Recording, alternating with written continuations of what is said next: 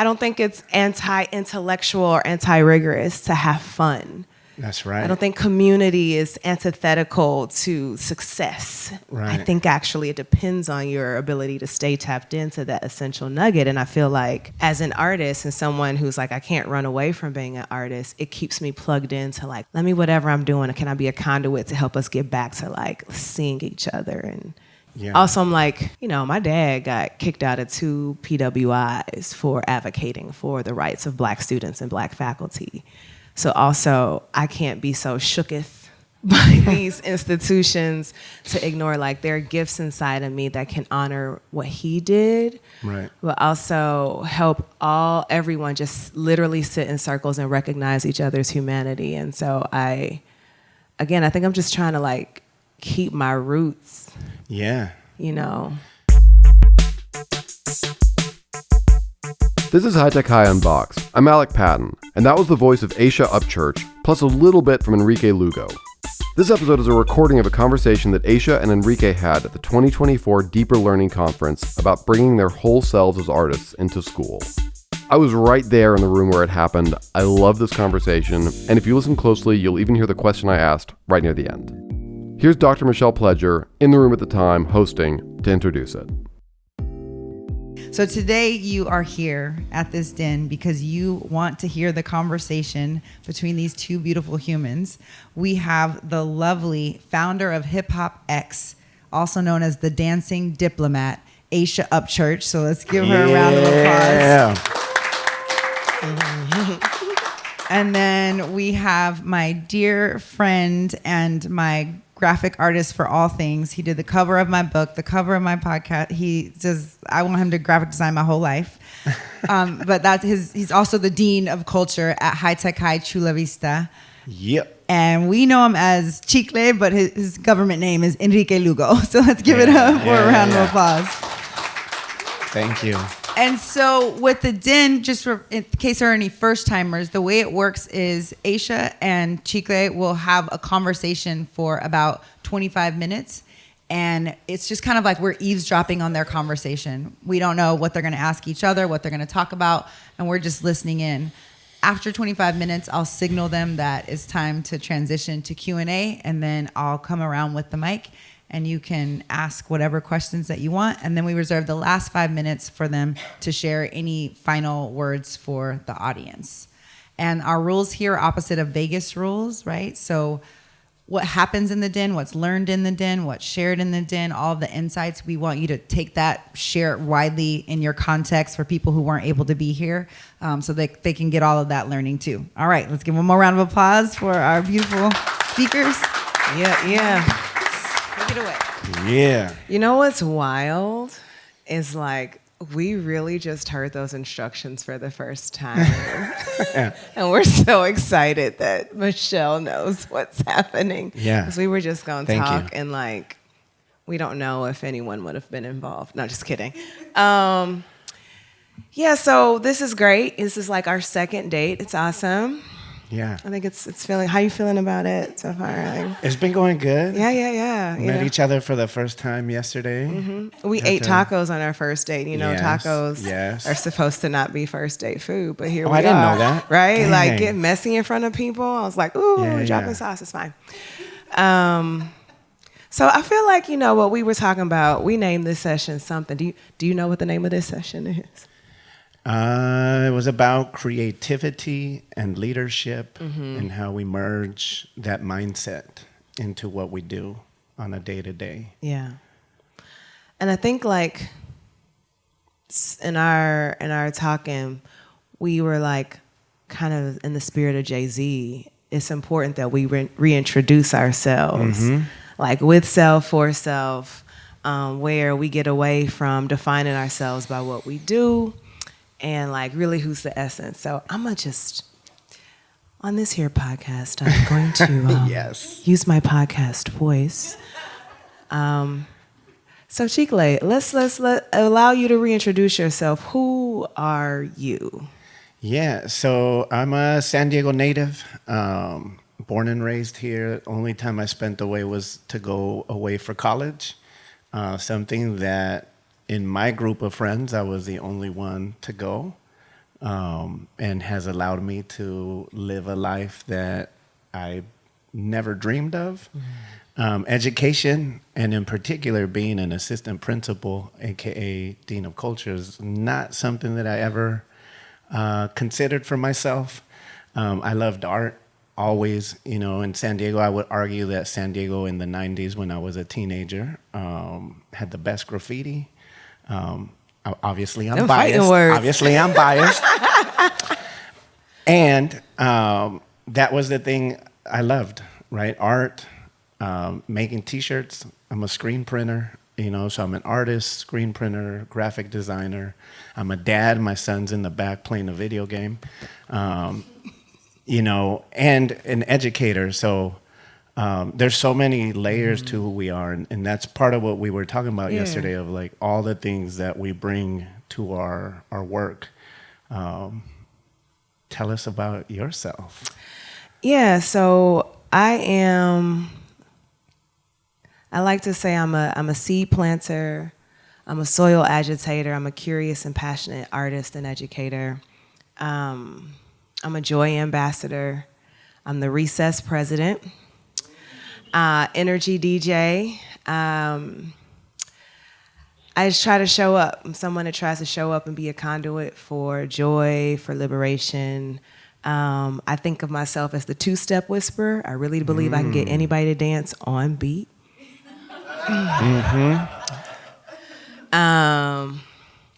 But you got to pay for my services because that is a lot of time put in. And even probably more importantly, I'm the fourth born to Marsha Denise Washington and William Donald Upchurch from the north side of St. Louis.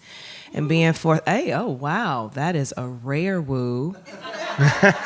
314 shown up in the building. Never get to say that. Okay, and back. And being fourth born really, I think, is so critical to who I am and how I navigate the world. Because looking at what my older brother and two older sisters did and just having to naturally kind of be like do what your siblings are doing, go where they are. I'm just always there, the extra person doing all the things, and not in a burdensome way, but it was very natural to be around older, still younger, but older kids, but then also around aunties, grandmas, people I didn't share blood with, but I thought were blood cousins. Yeah. And I think that really names how I identify as an educator. So any title can be affixed to my name or removed, but I'm still that girl who lives and thrives in community, who doesn't know the world without music, dance, chanting, laughter, double dutch. I don't have it on me here in San Diego, but I am known to whip out a double dutch rope. Oh, wow. Yeah, listen. Anyway, that's for a whole different podcast, but that's who I am. I'm this, I love being in intergenerational spaces. I love joy. I love games. I love play. That is how we learn. And that's who I am. I love that. And I think I mentioned I'm a San Diego native, but my parents crossed the border in the 60s. My dad, Jose Luis, who came over with a little piece of paper that said, looking for work. He didn't speak English, cruised up and down Harbor Drive. So for those of you that are here for the first time or if you visited, Harbor Drive is the road where the airport is. If you take that all the way south, you hit pretty much National City. So he came over with that piece of paper, and he shares a story of walking into spaces or businesses and people laughing, people making comments. And I'm all the opposite of that. I would never, I want to say never, but I don't think I would have done that or had the courage to just put myself in such a vulnerable, situation. My mom, Melia, is from Tijuana, so growing up, I thought I was Mexican. Because I crossed the border multiple times a week, spent time with family, cousins, big family. But I'm the youngest or second youngest on both sides of my family.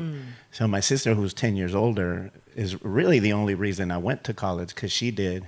And she's 10 years older, so she's almost like a second mom to me. Yeah. But she looked out for me, made sure that my mom put me in preschool, made sure that I took care of my grades, and then ultimately told me, like, you're going to college, period.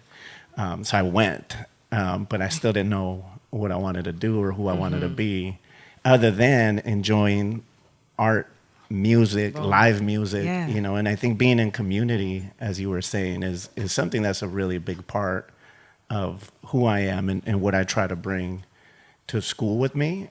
So as a classroom teacher, that was a big part of, we were talking about this space, which is typically set up in a circle. My room was always that, and because of the tables or the furniture I had, it was a rectangle. Right. But everyone was facing in and seeing each other. Exactly. There's something really unique about that. Oh, yeah. I mean, I feel that because I think if there were like chapters or track titles to my life, if my life were an EP, either the EP is called Cypher is Life or it's like the title track. I don't know. But when you grow up youngest, like my brother is 10 years older than me, then my sister's 8 years. So we are, and then there's one that's 4 older, but the 8-year-old sister felt like junior mama. And in my little girl math, like my brother just seemed bigger than any human I had met. And then as I got older, like I don't understand math a lot because I'm a dancer and I count to 8 and start back over. But and I was like, he's 10 years older than me. That means he's old. Like, I just thought he was the oldest person. But so I say that because growing up, if I'm 6, I'm inherently around 16-year-olds. If I'm 8, I'm around 18-year-olds. If I'm 10, I'm around 20-year-olds. And that intergenerationality felt so natural. And a lot of what we did was in the circle, playing outside. Growing up in St. Louis, I'm really... like, thank you for sharing about your parents. Like, my mom's an artist, singer, dancer. My dad was like an activist, and we had a community of all the play cousins and aunties and uncles, and we would celebrate being Black. And so I also don't know the world like not being proud to be Black. I don't leave that part of my identity to be policed or minimized by any system or structure.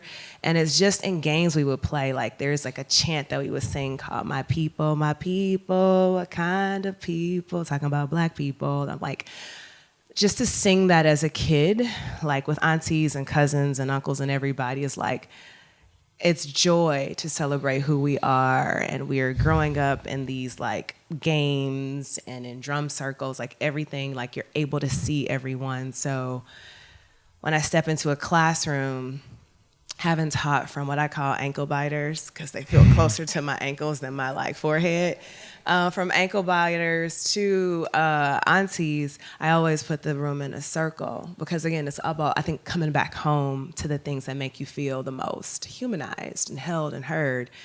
And it's incredibly noteworthy to me, someone who's taught graduate students and undergraduate students, the power of K-12 restrictive education that's so like desk in front, face the teacher. Like I put a circle of chairs and like tax-paying adult students are like, what?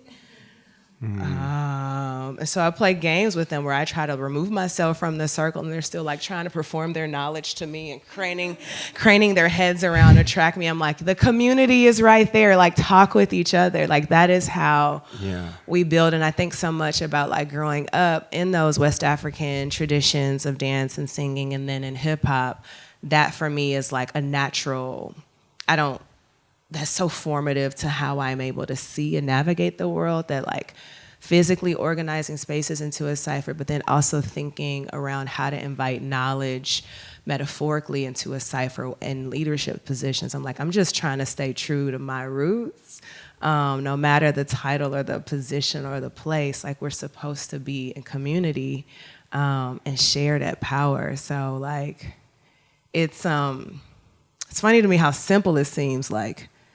Yeah. I don't feel like that's really like, whoa, that's so radically creative. You have us sitting in a circle and we feel held. I'm like, dang. But it's what we were talking about yesterday as well with compliance, right? Like we're raised to be compliant and do things as to the letter of the instructions, right? And it's funny you mentioned like we just heard the instructions for right now.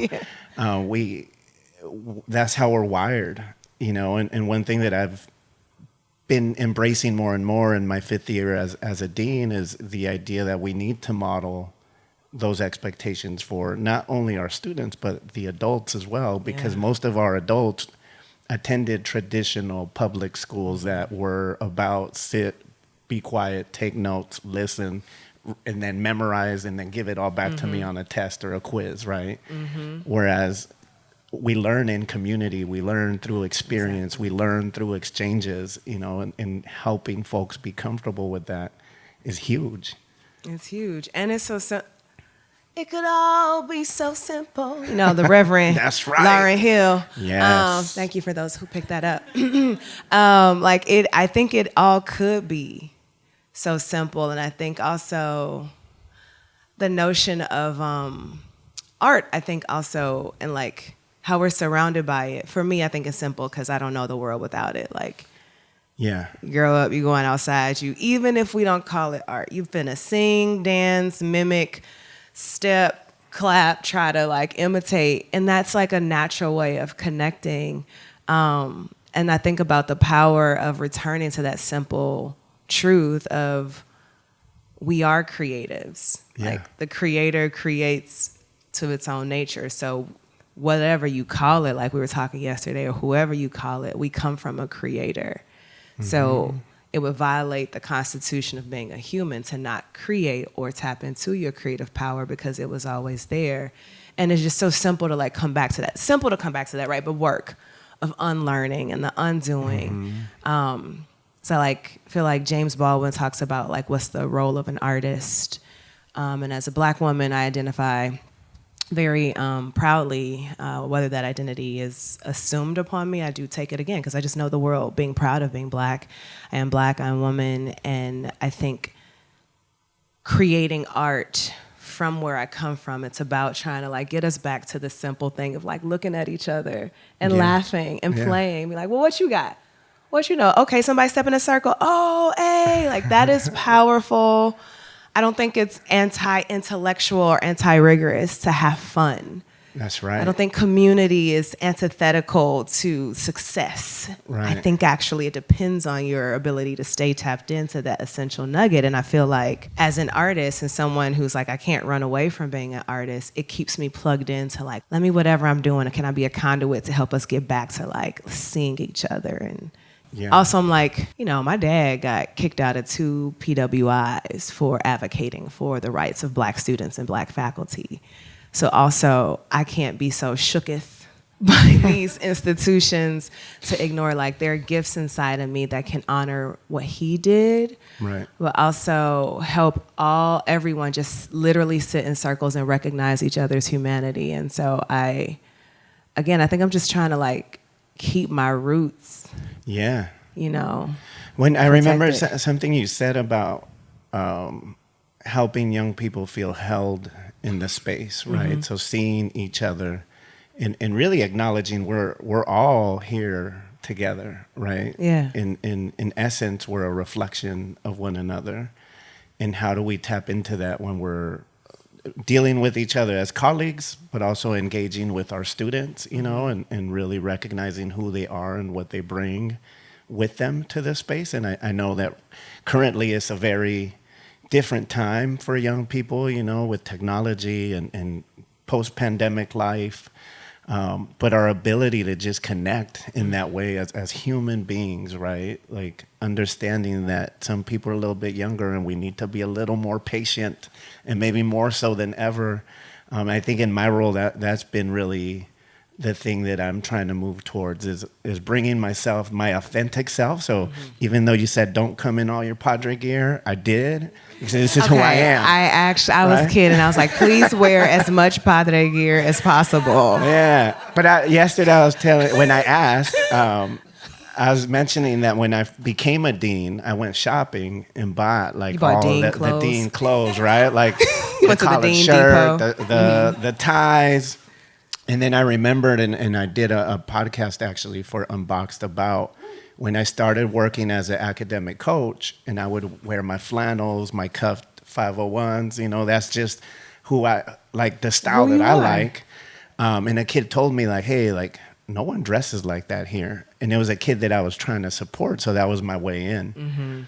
After a few weeks in the role and doing some things that, like, I called a kid out after school, and I was actually here my first year as a dean. My first 4 years as a dean were here. I was outside. It was the end of the school day, and a kid curses, right? So I went over as the dean, and like, hey, I love like, your watch dean your walk. language. You know, trying to lecture a kid after school, and that exchange. He's like, we are off the clock, first of all. Yeah, so I didn't think anything of it, right? I'm just the dean, so I have to. In my mind, it ruined the relationship with that kid to the point that it wasn't until like June. This is like the first week of school. Oh, like a whole right? year. So a whole year to repair that, and throughout that year, I realized that I don't need to call every little thing out, right? There's some things that like I cuss here and there, right? Like it's okay, it happens, right? So like, but the positionality Yeah. of me as a dean, you know, and so from then on, it's been a journey of like, I'm not just the dean. So I changed my title from Dean of Students to Dean of Culture, right? And I talk about discipline, not as discipline, but as support for students, Yeah. you know, and really like shifting all the language that we use and saying it to the adults in the room, because then it starts to trickle down to the kids, you Yeah. know, and it really is like being creative. Absolutely. Because I would say, like, you know, again, that C word that you brought up earlier, compliance, it makes me wonder, like, as an artist, how do you situate compliance in relation to your like, you shaking, nah, it's no real rules. vocal. Yeah. Right. But that's funny though, because like as a visual artist, I have friends who cannot paint any other way than they were taught. You know, and I don't know if that's right or wrong, but like I've always had like I don't like to be restrained, Yeah. right? Like I like to go for it, and I think that's been my approach to life, is just go for it. See if it works, dope. If it doesn't, we learn regroup from it. and go back to it, right? And that's how we learn. That's how we get better. That's how we evolve with like critical feedback. And as an Exactly. artist, I You think gon- like you're used to that. Yeah, I mean, listen, if I can't, here's why Cypher is life. Again, my upcoming EP to be released. I'm not not a vocal artist in any way, form. But like, for me anyway, and I think being so informed by hip hop culture, like compliance, it's like such a, it's not it. It's not it. Like, I gotta be able to get into the cypher. I gotta be able to deal with like the A's or the like awkward silence, because I am not on the level where the cypher is. And do I know how to switch up and get back into the pocket with it? If anything, I think like that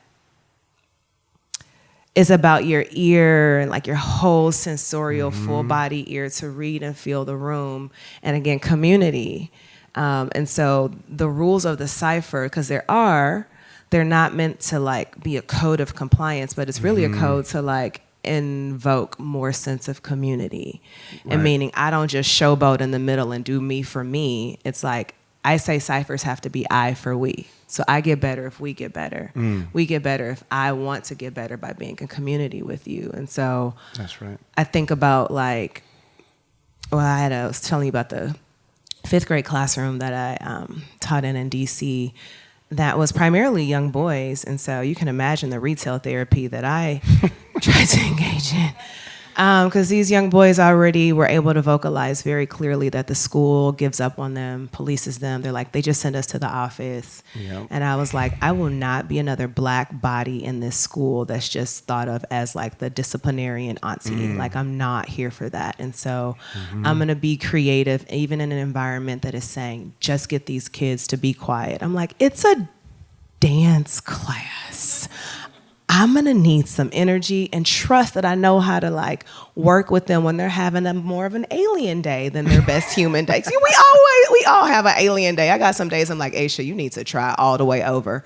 But like the resilience to go, these children are not used to having their identities supported here. I'm going to try to be creative with even how I set up the classroom norms and values so that their humanity is centered. These little bodies are already used to being policed by the age of 10, and they look like me. Like, how we going to act? I'm not about to police another black body. Like, no. Like, again, my dad got kicked out of 2 institutions that didn't look like him. So I think about, I look at creativity as like a welcomed outlet against compliance that's just about follow the rule, get these people to be productive. Even in faculty meetings, do we have to run a meeting that way? Like, how come all meetings don't start with music and a dance break? We probably all been sitting too long, butt cheeks all clenched and everything. Everybody needs to shake them chakras. Like, that's just the fact. You know, we probably gonna do a chakra shake here in a minute. Yeah. But like just thinking about, but that doesn't look like productive professional behavior. Well, you know what? It's worked out for me. Okay, I get paid to make things up, and everybody's happy. Yeah. And so I again thinking about the tension between creativity, or the relationship between creativity and compliance. I'm like, I trust myself as an artist. I don't turn that off when I need to be in like the educator's shoes, which are the same. They're the same shoes. I teach and I dance and I walk in life in the same ones, literally and metaphorically. So I love like hearing how your practice as a visual artist is like, yeah, but I gotta experiment and see what other color can I make. It's like, yeah, I gotta see, like, I ruined the relationship is more important with the student if I show up as my authentic self. Padre gear, the cuffed 501s to be very precise. Button fly. Okay. Yeah. I think all of that, and something you said about celebrating our students' identity, right? And I think more importantly, acknowledging who they are and who they show up as, right? Because that's authentically who they are. And I think sometimes that gets hard when we're like, all the words you're using, policing them, right? Asking them to be compliant to our rules. And I think even when we set up norms, do we take the time to define the language? You know, like, what does respect mean? Yeah. And something I learned from a mentor here in San Diego, Macedonio Arteaga, who does a lot of restorative work. And the one thing that he said to me is like, you know, respect, it looks different for all of us. You know, and he's like, I dealt with a situation where a teacher felt disrespected by the student, and the student said some choice words that they shouldn't have. But then when he spoke with the student felt disrespected by the adult because of a comment the adult had made, right? Oh. And so then when he sat them both together and they were able to express, you know, this is what respect means to me. And when you said this as my teacher, I felt some kind of way. You know, and the teacher was able to realize, like, and acknowledge ultimately, like, they made a poor choice of language, you know. And I think even that, like, modeling what does it look like to have these difficult conversations where sometimes as adults, we should always apologize to students. You know, you lose nothing when you do that. Oh, you gain everything because they see you as a human being who also makes mistakes. And can acknowledge that, you know. Yeah. Let's give these two beautiful humans a round of applause. This is like excellent. And just to be clear, I sent the instructions out 4 times. I know they keep saying that I didn't. Y'all know me. I sent them out, but they're so creative. It looked like compliance. Yeah, just kidding. Which I totally get. We were just making a point. But we're gonna now just move into Q&A, and so just raise your hand. I'll bring the mic over to you, and we will get this going. Thank you, Elise. I was feeling like an eager beaver. Thank you both so much. I really appreciate learning from you. My question is for you, Aysha. I really appreciate you sharing how, you know, celebrating yourself through the lens of celebrating Blackness was such a dominant part of your childhood and current experience. As a mixed person, that was not part of my experience. And in fact, don't sit on my coffee. And then, you know, there was actually more like implicit messages like don't talk Black, don't look Black, don't act Black, right? Like assimilation was key. And so there's a lot of healing happening in my adulthood, and I'm curious, like, you called yourself a seed planter, and the thing that came out of this conversation for me was this concept of healing. It feels so healing to hear this, right? So I'm curious, in your work as you navigate this world, how you're seeing healing rise from it, and what words you may have for those of us who are still healing internalized racial violence. First of all, thank you for sharing that and offering that. And my disclaimer is I am expert on one thing and one thing only, and that is being Aysha Upchurch. And I even still need to phone a friend and would appreciate a 3D printed version to solve some of the crises that come along with that. I will say in college, I had a professor who was an older white gentleman who identified as a tax resistor and a pacifist and an activist, and he was so clear about naming his identity, the positionality, and the problematic power he's afforded. And for me, because I never thought about school robbing me of like being proud of being Black, that was a moment for me to go like, oh, everybody has to do work to name who they are, to call it out. And that, and this person who looked completely opposite for me was somehow actually also, and all the stuff that happened in my home neighborhood was really formative in me thinking about like what happens when I'm in the front of the classroom. Like I need to be able to stand up in front of my students and have a clear articulation of who I am for my own continuing like affirmation. And I also want to call out that it's a potentially like huge eclipsing element, right? Because I don't want to also say that I know what every experience as a Black woman is. But I do want to own that this is how I name who I am, and hoping that that can encourage folks to be able to name who they are. There's a quote that I won't try to like go verbatim, but I believe it's, is it Maxine Green? No, it's Adrian not that Adrian. Gilbert, okay, anyway. I ain't say this, but y'all could Google the words psychic disequilibrium. No, I'm not gonna spell those, although I was a spelling bee champ. But she says psychic disequilibrium happens when the power, like you know who you are and how you name yourself, but other systems or people won't do it. And it causes this thing to make you think, well, am I even who I dare to say I am? And so a lot of the practice and that healing, I will say, is like every day I have to assure myself who I am. I have a morning meditation routine that is mine. I will not take a call. I will not do a meeting before I've done what I need to do to make sure that I'm not being, as much as possible, unintentionally poisonous, because we've all grown up in this system that will try to minimize the fullness of who we are. Because I'm like, if a white man could be so real about what his whiteness has done and the problem with that, then I had better know that I can take up every space to talk about the pride in who I am as a Black woman. And I want students who are brown, who are mixed race, who are whatever, to know that at least in my space, who you are is fully enough, and to say that. So I say all of that to encourage folks to, whatever the work we do behind the scenes, there should be work behind the scenes for all of us to make sure that we can recover and reauthor the narrative of who we are away from the harm of all of the isms, because that's going to pour out of our skin and hopefully be support for any type of healing journey. Yeah. Next to you.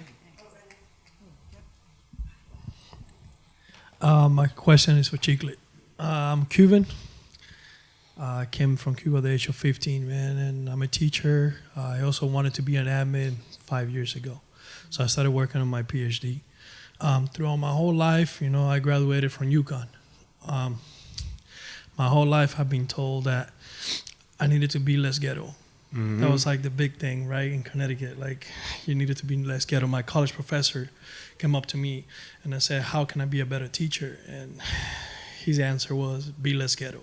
Talk less ghetto. Stop being less ghetto. That's when you become a better teacher. It's not so much of a question as a thank you that I want to give you guys, because every time I come to these events and I see you guys being your authentic self, it makes me realize that I'm in the right path. And regardless of whatever it is, man, like, hey, like you look at me and you probably walk across the street because I'm a huge guy.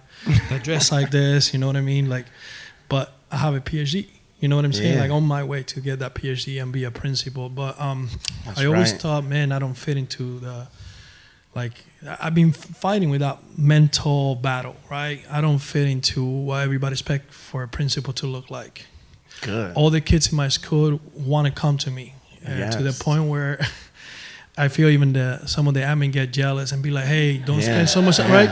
Don't be so close to your kids. Yeah. Like, you need to relax. Don't take so many chances. You're taking way too many chances. But I know that the kids come to me because I speak to them in a different way, different language. Yeah. You speak Right? to them. My way. That's right. Yeah. So seeing you like this, man, the way you dress, like, this is me. You know what I Yeah. mean? Like, I'm an art Hell teacher yeah. too. Yeah. I do graphic design. I do murals, and the way that I became an artist was because I used to be part of a gang. I used to be part of the Latin Kings in New York. Oh, wow. And, you know, you got to get out of that life. I live in the projects, so you had to choose what your poison was, right? Like, I didn't want to get beat up every day after school, so I had to do what I had to do, you know what I'm saying? But only real people know what I'm talking about, you know? So having the chance to go to school, get away from all of that, and having a different perspective is so wonderful because I bring that different perspective into school. I did murals, I did graffiti, you know, all those things. That's how I got into it, you know. But it's so nice because I feel, and for the past 5 years, like I said, it's been a battle. Because in one side you hear people telling you, this is how I want you to dress. This is how I want you to look. And man, I swear to God, I could dress up really nice too and wear like all this stuff, but it's not me. It's not me. Yeah. You know what I'm saying? It's just not me. Like Yeah. I done it, and it doesn't feel like me. Like I feel good like this. Jordans on, hat on, like you know, this is me. This is my culture. You know. Yeah. So seeing you doing this and being part of the admin, dude, that just makes me like want to push forward. So thank you so much. Yeah, you have to. Not you. Alejandro about to Thank make you, me thank you, cry. thank Oh you. my gosh. Yeah. All right, we're gonna talk later. You might be on the Den stage next year. Just, Yeah, as an admin. Yeah, exchange information. All right, who's next? Yeah. St. Louis. Sorry. Yeah. Hey, I'm Eric. Thanks so much for everything that you've shared. One thing that stuck with me is when Aysha, you said you talked about the cypher as a way that we might think about it in terms of rules that are not about compliance, but about support. And I'm curious, in both of your work as artists, are there other spaces, structures, ways of being that feel similarly as maybe lending spaces of support and presenting a way of thinking about rules, for lack of a better word, or being together but not in compliance? I mean, it's in a really delightful way. I feel like it's becomes really difficult to try to bifurcate life as artist, life as educator. I rarely introduce myself with any title or affiliation because I'm allegiant to the United States of Aysha. It's a lot. Aysha Upchurch Incorporated. There's a lot of stakeholders just right there, me, myself, and I. But I say that because if I think about the practice of ciphering, right, if we think about it, it's indigenous. It's like it predates all of these kind of Western constructs of how learning should happen or how peopling should happen. And so I find that in spaces, whether it's in faculty meetings and leadership meetings and administrative spaces, listening as if I'm in a cipher, like in a movement cipher, is helpful because in a cipher, you can't just be like, I got these bars or I got these 8 counts that I want to dance and I thought about them last night and I'm only thinking about them and I'm just going to do them. It's like you're not actually listening.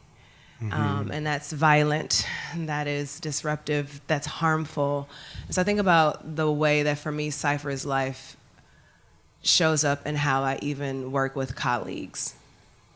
I might not like the steps that they are doing, literally or metaphorically, but my job is not to cut them off. So, because I think that hurts other people's learning. Like, you just still have to say, like, I don't like it, but can I still listen and love? Is there a bigger goal that we share in where, like, okay, maybe you didn't like what I said, or you didn't like my idea, or you didn't like my agenda item. I just think about, again, how ciphering for me is really a whole ethos. I'm trying to, to my best, embody, but particularly in the classroom, I feel like I'm about to put my auntie hat on for 22 seconds. Not to be ageist, adultist, or what have you, but it's undeniable that the way that I grew up and the time and place and way that we are from it's less communal first. Like, you can be engaged in a whole world and know a lot of people from the comfort of your phone. And folks, I'm working with college students right now, and I'm astounded. Like, they don't know, their instinct isn't to look at each other for support, but they're trying to like get off and like do their thing. But just like stand in a circle, be able to step in, support each other. Even supporting each other vocally is like, oh. And so I think about, like, I really feel like through whether it's in a lecture class or a dance course or a meeting, I'm just trying to help people come back to looking at each other. Like, that's the goal. And it permeates through all parts of my life. Yeah, I agree. I think the idea of listening, right, asking more questions. And for me, I think where I found success as an educator was in feedback. And I think I was comfortable with that because as an artist, I received feedback whether I wanted it or not. Yes. Like, people told me how they felt about my art or my ideas. As a teacher, I embraced that because I knew that was going to help me get to my next level. And so for me, as a teacher and borrowing, from other colleagues, as someone in the back of the room, Nuvia, created this beautiful critical feedback structure where it made it comfortable, right? And it made it specific. And at High Tech High, there's that, we talk about kind, specific, and helpful feedback, right? And maybe it's universal, not unique to High Tech High, but that's where I learned it. But these ideas of, like, oftentimes feedback becomes so personal and in our feelings or emotions. Like, how do we bring it back to, like, be specific to the work, right? So as a community, setting that norm of what are we talking about, and then speaking to that versus the person, right? And I think, again, going back to where we started, like, it's actually pretty simple. It's just things that we've never been taught or things that have never been modeled for us by our adults in our household or in our classrooms when we were their age. And I think for me, that's the other rule I tried to live by, is to remember when I was in that seat, and as a father, I'm in that mode of like, damn, like, how did my parents feel? Or a conversation today that I had with my son, Damian, of like, this is how I tried to get one by grandma. And I laughed when you said this earlier today, because I was like, oh, damn, we really are a reflection of each other. So it's moments like that, right, where we focus on the human in front of us and really, like, celebrate them.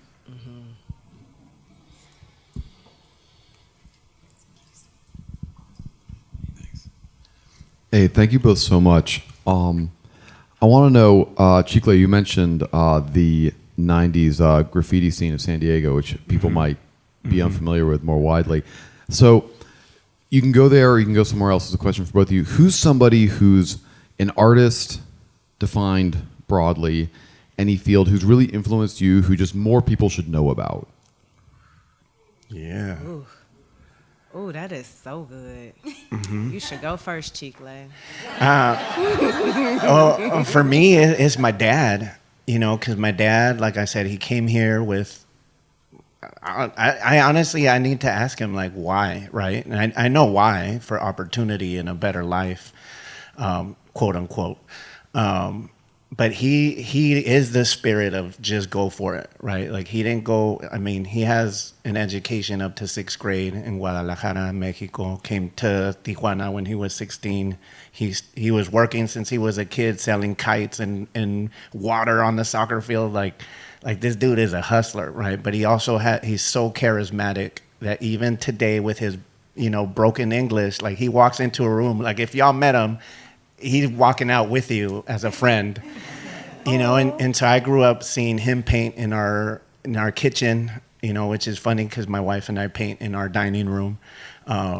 And he's the first artist I knew and who encouraged me without any real education as an artist or training as an artist. He just went for it and did what he did. You know, so I would love for y'all to meet him. If you ever come back to San Diego, please reach out and we'll do a little carne asada so you can see him. That would be my answer. Oh, yeah, since, you know, I heard the question, but being the Pisces and creative that I am, I'm going to respond with more than one because I just can't. Like, if I laugh because I become more and more of my mother, and it's like all her fault because she's involved in like music and theater, and you're just like back in the theater, like a little kid in the back playing. But nobody ever explained the world of being a professional artist to me. So understanding that did not come until much later. And I think there are a few folks who had indelible marks on me because of how they do not hide that they are artists and the world that opened up for them. So I do feel like if James Baldwin and Nina Simone had some weird affair, I'd be their child. It's okay. Don't worry about it. That's on the podcast, Aysha. Okay. I got nothing to hide. It's my truth. There's a dance company called Urban Bushwoman, and I saw them dance when I was 23 in it. And I shortly thereafter saw Rennie Harris. And it changed my life as a dark-skinned black girl who never had hair that was cascading down nobody's back, who has an athletic build that was policed by my ballet teacher earlier in life, though I could out-turn everybody. My body was critiqued and criticized and policed as a girl who was born with her feet almost completely turned in and bow legs to the point that they wanted to break and reset. Dance, beyond what I knew, was healing my relationship with my body because I always felt completely whole and grounded. But it's the outside world that's like, your hair ain't long enough, your nose too wide, you too dark, and trying to put a black-skinned girl in pink tights when she's growing up, it does something to you when you're in the like Western performance world as a little chocolate girl, and you're like, this makeup don't work, these tights don't work, I still have blush phobia, if that's a word we can create. And I'm in my mid-40s, and that's how long that lasted. So when I was 23 and I skipped a rehearsal to go see Urban Bushwoman, it's because I think my spirit needed to let me know that there are women who look like you, and it is a company of predominantly like of women of color who are in every different shape and size, hair every which way, and they are gorgeous. That's right. And they are beautiful. And the dance was legible to me. I was like, this movement that my body has known to do. And that has such a huge impression on me where I was like, I think I have to stop having this thing be a hobby. I think it is my conduit. I think I can do it. And Jennifer Archibald is the last person I mentioned. She's about a 6 foot tall black mixed race woman from Canada, and I had an experience working with her, and I had never met anyone who was so on fire for what they did. Like, she demanded that you care without being mean. It just poured out of her. And she's like, you could do this, Aysha. It wasn't solicited. But I think something she recognized that I was at this moment, like, I need to dance as my primary conduit. And I quit my job in education and went into dance full time. Kids, don't do that necessarily, but I say all of that because if I think about what success means, and we're talking a little bit about like that, success is like, is there alignment between your passion and how you live? What you do, blah, blah, blah, I'm saying how you live. And those folks were the embodiment of alignment. They didn't try to hide their bodies, they didn't try to hide their art form, and they've been able to reach people beyond like traditional learning. And so for me, these artists who are embodies that the world police, which is again why I can't be a police of bodies. I experienced that. I just unlocked the world of possibility for me. And so I try to honor what those folks have poured into me without even knowing that it is okay to take up the space that I'm in and the body that I'm in. I'm here to do that. And so like, that was a long response, but it's my truest response. Can I, and while you get to the next one, that idea of success, the opening keynote, I know hopefully y'all were there. There was a comment that was made about success often looks like by the distance you place between who you are or where you were raised and how far away from that you go, right? And I think hearing you talk about that, like what does success look like, you know, and who is success and why? I think that's so important that we redefine what that looks like, you know, and I think too, like the question of who are some folks that people should know about is like, even looking in this room, there's folks in here that we need to know. And that's true in all of your spaces, is there's people in the room who you might not actually know, you know, what their story is, where they come from, what they're doing, you know, and asking those questions as well. That's success. Yeah. I think these will be our last two. You had to okay, last two. Hey, thank you so much. So I'll try to get to a question, but what I've been kind of honing in as I'm taking notes is this idea of creativity. And to kind of get to where I want to arrive at, you know, I'm kind of taking notes around, you know, creativity as a leader to me means spontaneity with developed and responsive intentionality. And I'm wondering, as a leader in a building, in a community, in a classroom, the thoughtfulness that goes into promoting, putting forth ideas, how that has impacted where you are, what you do. Speaking as somebody that sometimes spits out too many ideas, but also wanting to encourage more ideas. And that kind of artist approach where we have an idea going into something, you might even think of your fixed materials or mindset or whatever you had in mind, and then you have a blank canvas, or with dance, you have an idea that you're going to start out with, but you haven't started dancing yet. But the moment you put your first step or you put your first color down, then you're going, and where you end up might not be where you originally thought. And I guess to bring it back into a school, is there intentional promotion of staff ideas? What it means to change or transform the culture? We talked about staff meetings. How a school schedule is, how we give and receive feedback between admin and teachers. You know, these are big ideas that I think as artists, I feel fortunate that I can look at them from multiple different angles, and I also want to bring that from other people, and I'm wondering how that plays out for you.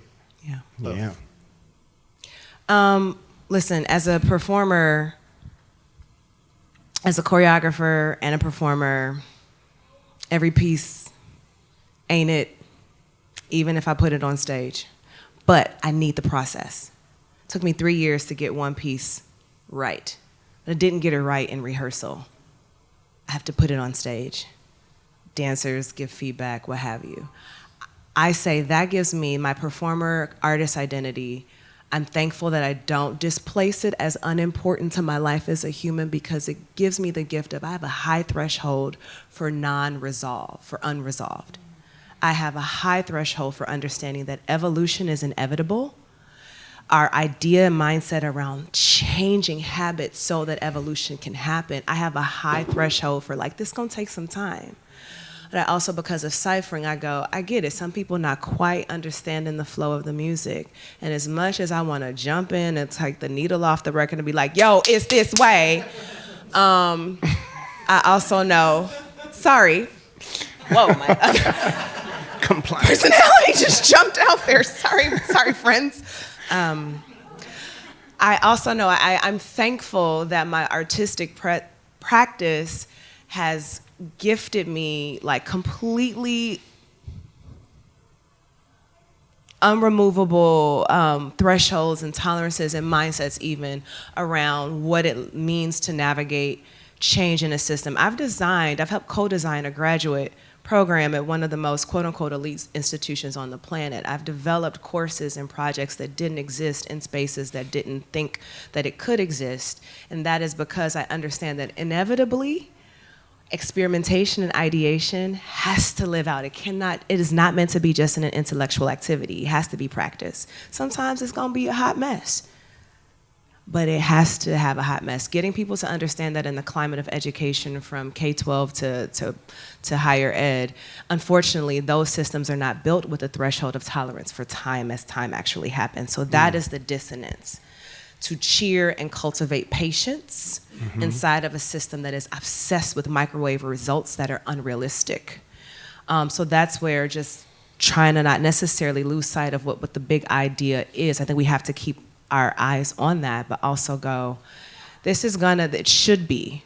It's like, if there's turbulence on a plane, it makes sense. We're traveling through a weather system. If there ain't no weather system, like, wait, well, ho, this pilot is incompetent, right? But if we can understand there's gonna be, we have to condition our muscles, that creativity and collaboration, they don't just sound beautiful, but they are processes when working in systems that are gonna invite us to go like, can you get your threshold for non-resolution up? Can you go train that muscle a little bit? Can you discipline your ear to sit in the cypher and be like, ooh, that person ain't quite on beat yet, but they gonna get there. Or do you know how to join them in the circle? You know, so again, for me, it's like I don't separate them because I'm so glad that I can bring my artistic practice into leadership positions. Yeah. I think all of that, and I would just add, like, embracing the disruption or helping adults unlearn things, right? And empowering them more than ever to be able to pivot, you know? And I think even for our students who have dreams and aspirations, for them to be okay with, you know, perhaps something changes, they change, they evolve, you know, and pursue a different path. Because sometimes our young people feel like if they don't achieve what they said they were going to achieve, then it's failure, you know? So how do we remove that pressure, even from our colleagues in the classrooms, of if things don't go as you planned, it's okay. What can you take away from that and then pivot to the next thing? You know, so really about empowering our colleagues, our teachers, our teams, and then our students to be comfortable with, you know, sometimes things don't work out or things happen, and how do we address that? How do we, you know, someone earlier mentioned healing. I think it really is about us healing as humans, you know, because there's been so much that's been happening, and not like it just started happening. It's been happening, but somehow now it's at the forefront in a conversation that we're all having about all human beings.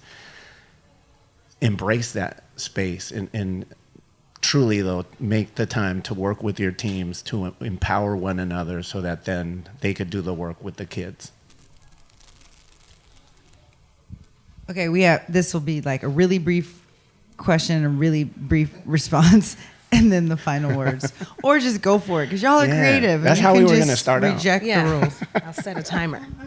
How's it going? Thank you both for your time. My name is Usman. I'm a poet, and I'm also Mass Poetry's board chair. Hey! Nice. And being in this administrative role has just added so much depth to my relationship with poetry. But at the same time, I haven't had a chance to be in the classroom as much as I would like. So even at this conference, when I was doing a workshop, so much fun. So my main question is, how has your relationship with your art changed over time, and where do you see that going? Yeah. Dude, like Mass is in Massachusetts? Yep, Massachusetts. Yeah, I just left there. I know exactly. Yeah. Good scene. Anyway, okay. I will say this is a beautiful question, because again, I don't separate the two, so that means I also have to leave open, like, can my art learn from this other side? And Cypher is life. Transforming classrooms into communities. I like to do a little challenge with myself, like, how quickly can I help coach a space to shift from being transactional to being humanizing and transformative? On my classrooms to feel like a cookout every day. Also, there's always food in my classrooms, because the pedagogy of hunger and biology actually rules the world, okay? So I say that because now my artwork is shifting from, I'm okay with like theater, proscenium performances, but the work and the process has become so much more about collaborative processes with the performers, and I actually want to do more theater stage work, but put it into communal spaces to engage people where they are and to make theater and dance and art with the community, because I do believe it's healing. So, and trying to transition transactional faculty meetings into like, can we like have an agenda but also be human? I'm like, can the theater actually come back, particularly to communities of color? Can it not just be entertainment, but can we reclaim the power that it innately has to heal us, for us? So I'm coming back home again. Homecoming is another track of my EP. I'm coming back home to community. The single. Yeah, I think for me, the same. My art, it's evolved from when I first started in 2004 as a professional artist in a gallery setting. But I've embraced it, and I left a little souvenir for you all on your chairs. But the idea, like the visual aspect of art and the messages it could share, the conversations that they could spark, I'm really taking that and running with it. My space that most people call an office, I call a gallery, and I have art by professional artists as well as student artists that I've had over the years. So like really like showing up as everything that I am, everything that I love. So like lowrider culture, things that in past times, were like, we don't talk about that because those are all gang members. That's not true. It's about identity and expression, just like music. So there's a speaker in my office always playing music. I try to be mindful of the language. But like everything, yeah, like I try to bring it into everything. And, yes. and as you mentioned, like, I think my relationship with art is also my therapy. So as Aysha mentioned, her morning routine for me is creating art. If I'm not creating, if I'm not drawing, if I'm not coming up with something, and I don't feel whole. So going out into the community, painting, doing events, vending, I try to keep myself busy. So yeah, like it's there, alive. All right, and now you both have 60 seconds to share any final 60. parting words. Or something else. So I have a mantra that I developed. I just moved to Texas and I relearned the importance of hydration because damn, that's just the devil breathing on you in August. So because I felt like I was also about to die, I was like, oh, I got to hydrate, baby. We got to hydrate. We got to what? We got to hydrate. So what I would like to do is impart my motto with everyone in my last 15 seconds, if you would not mind standing or doing what you want to do. I'm going to stand. But repeat after me. Hydrate. Hydrate. Booty shake. Booty shake. And do something that brings you joy. And do something that brings you joy. Now take 8 counts to booty shake or shake it out or do something that's joyful in your body. Hydrate with joy. Hydrate with joy. Yes. That's my TED Talk. Okay. Hydrate, booty shake, and do something that brings you joy. And double points if hydrating while booty shaking is your joy. Yeah. Nice. Can you print that on something? Yeah, we can go viral. I got you. Yeah, I would say just follow your instincts. Like you all chose this path for a reason. It's intentional that you're here in this space, even with us. So thank you for choosing our Den Talk today. Thank you for coming to San Diego and participating. I think so. Continue on that. And yesterday, we were talking to someone from Chicago, actually, and Nuvia asked them, like, 3 words to describe your experience so far. And the first thing this colleague said was affirmative. So hopefully throughout these 3 days, you're taking something back that, yes, follow that path, become an administrator, come back and do this Den Talk. Like that's what we all need, right? Yeah. We need to see more people like us talking about what it looks like to be in these spaces, because I would have never imagined, I rest in peace, but I disliked my vice principal in high school, really bad, right? I try to be all the opposite of that, and I shared a story like that. I was exactly him the first week in the role, so just follow your instincts, be an amazing human being that you already are, and reach out if y'all ever need anything. Shay, for sure. Let's give Aysha and Chikle one more round of applause. Yeah. High Tech High Unboxed is hosted and edited by me, Alec Patton. Our theme music is by Brother Herschel. Huge thanks to Aysha Upchurch, Enrique Lugo, and everyone who joined us in this Deeper Learning Den Talk. We've got links to Aysha and Enrique's work in the show notes, along with an Instagram post that shows the custom Padres-colored Air Jordans that Enrique was wearing that day, it being opening day. Thanks for listening.